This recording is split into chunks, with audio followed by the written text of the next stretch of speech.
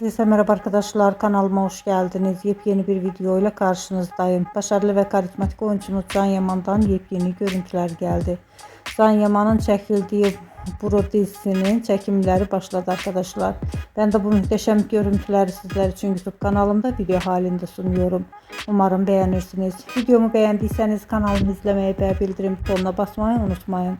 Şimdilik benden bu kadar olsun. Yeni videomuzda görüşmek üzere. Hoşça kalın.